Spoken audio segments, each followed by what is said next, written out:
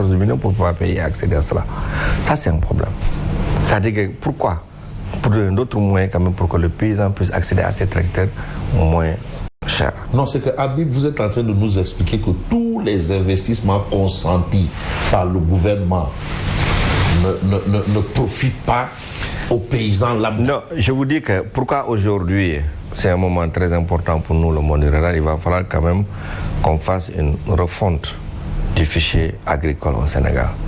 Tous les gens qui bénéficient quand même de ces subventions-là, il va falloir faire une refonte de ce fichier-là. C'est-à-dire les gens qui bénéficient réellement, directement. Mais oui, mais le partage se fait de façon, mais je ne sais pas, je veux dire, démocratique. Il y a les autorités administratives autant pour moi. Hein?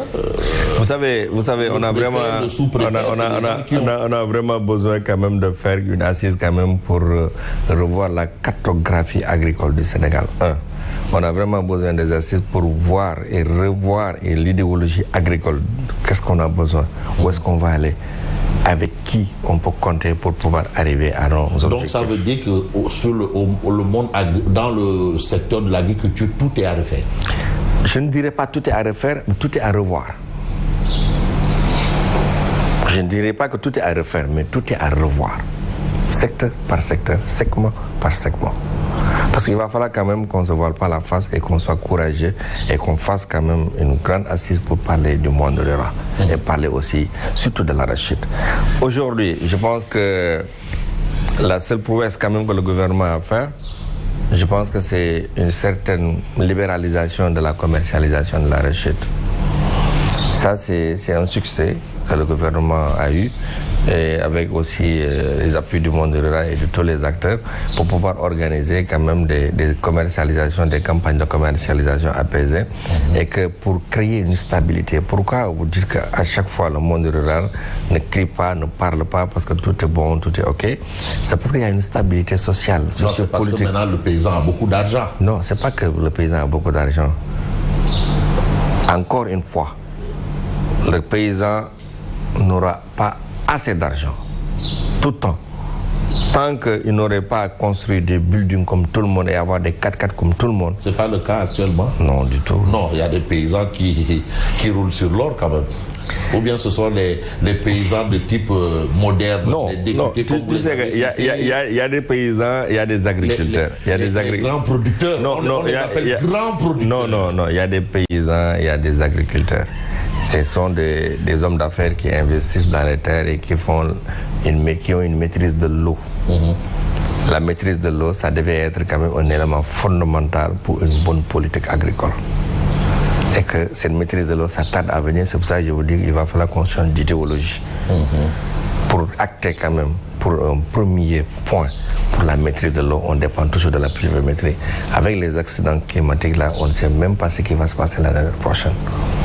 Vous comprenez? Tant qu'il n'y ait pas une maîtrise de l'eau dans le monde rural, ça veut dire qu'on n'a pas une vision très claire de notre agriculture au Sénégal. Mais oui, mais Habib, tantôt vous avez dit que pour cette année quand même, alhamdoulilah, c'est-à-dire les paysans auront assez d'argent pour même vivre parce que la pluie a été au rendez-vous, donc les productions seront au rendez-vous. Mais pourquoi vous vous plaignez? Est-ce que vous devriez vous plaindre? L'agriculture ne se limite pas à cette année-ci. Il y a des années à venir. Et l'année passée, vous avez dit qu'on avait communiqué avec une très bonne récolte. On est arrivé à une très mauvaise récolte. L'année dernière, ça peut plus tard, c'est récent. Aujourd'hui, on espère avoir une très bonne culture par rapport quand même aux indices que nous avons vus. Et avec une très bonne pluviométrie espacée dans le temps. Vous comprenez? On espère une grande production, mais 4 viendra demain. 4 viendra demain, on ne sait pas. C'est pour cela que prévoir, gouverner, c'est prévoir. Il y a des prévisions qu'il faut faire, il faut prendre les devants, anticiper sur les éventuels problèmes. Et surtout la maîtrise de l'eau, il faut investir sur la maîtrise de l'eau. Quand vous maîtrisez l'eau et que vous pouvez quand même avoir de bonnes graines, de bonnes semences et avoir des intrants, assurer quand même une bonne production. Et dans ce cadre-là, on pourra toute l'année produire avec une culture technique à jachère. toute l'année produire. Parce que vous produisez pendant 3 mois, 4 mois et vous restez pendant 7 mois sans rien faire. C'est-à-dire qu'au moins que dans ce cadre-là, le système maraîcher, ça va se propager sur l'étendue du bassin arachidier ou bien des bassins agricoles et aussi les cultures aussi vivrières.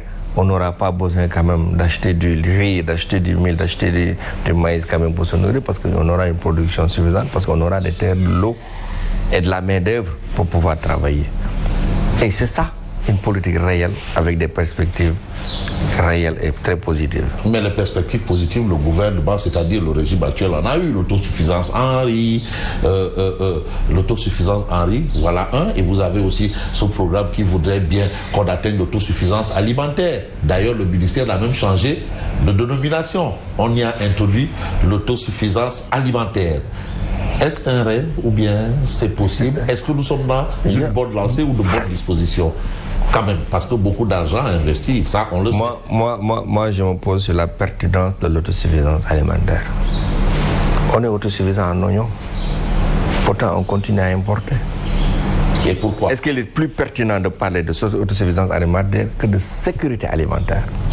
La sécurité alimentaire nous amène quand même à mettre en place toute la production dont le Sénégal a besoin du mois de janvier au mois de décembre.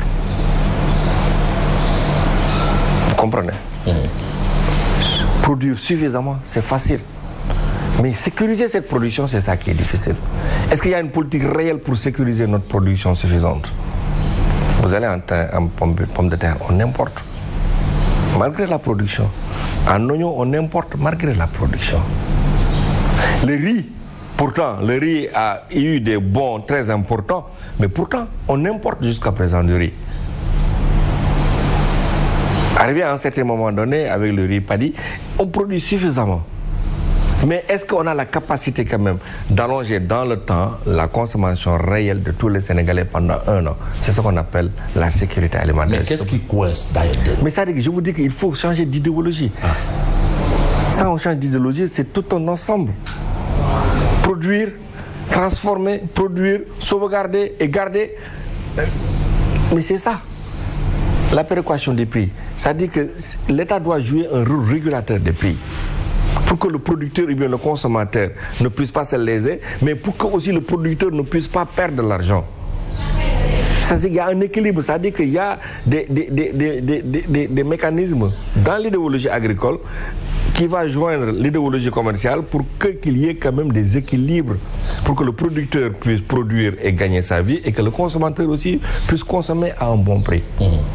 Si on produit aujourd'hui de l'oignon, le Sénégal n'a pas besoin d'1 million de tonnes par an dans la production, la consommation domestique. Si on produit 1 million de tonnes, le Sénégalais a besoin de temps. Vous prenez ce besoin-là, vous le mettez sur le marché avec un équilibre de prix pour que le producteur ne soit pas découragé pour produire. Encore là, il faut maîtriser les prix parce que la maîtrise des prix, c'est encore les yeux de la tête. Je termine. La maîtrise des prix, c'est de ne pas approvisionner le marché à volonté et en excédentaire. Donc c'est là où se trouve le problème. Ça, je vous dis que c'est l'idéologie agricole. C'est-à-dire qu'on peut produire aujourd'hui, on demande au nord de produire pour la saison de 3-4 mois et que l'autre aussi au centre, on produit aussi maintenant de l'oignon, on produit pour 3 mois et l'autre zone aussi, on produit pour 3 mois et qu'il y aura un équilibre. Vous comprenez? C'est pas on concentre toute la production dans une zone. Vous comprenez? Ça, c'est la cartographie agricole qu'il faut voir dans l'idéologie agricole. Ok. C'est tout un ensemble, je vous dis. C'est pour ça que je vous dis qu'il n'y a pas de réelle politique agricole. Il y a quand même des reports à nouveau, des reports à nouveau. C'est pour ça qu'il n'y a pas tout à... Toujours. Alors, pour parler un peu de l'arachide, l'année dernière, le prix plafond, plancher ou plafond, c'était à combien? 275. Et cette année, vous voulez que ce soit au même prix ou moins? C'est pas possible. Qu'est-ce qui n'est pas possible? Aujourd'hui, vous savez que l'évolution des prix, tout le monde a suivi une évolution des prix. Ah bon? Mais vous m'avez dit, je vous ai entendu que vous avez dit que même le prix du vin a augmenté. N'est-ce pas? Ah oui, même le prix du vin a augmenté. Mais le prix du kétchar? Tout a augmenté. Et pourquoi tout augmente et que l'arachide ne peut pas augmenter de prix? Ah bon, vous pensez qu'on pourra aller à combien? Écoutez, l'année dernière, quand on avait fixé le prix à 275, je leur avais dit que ce n'était pas un prix économique. De toute façon, le produit, il ne va pas vendre à 275. Je leur ai dit que le compte d'exploitation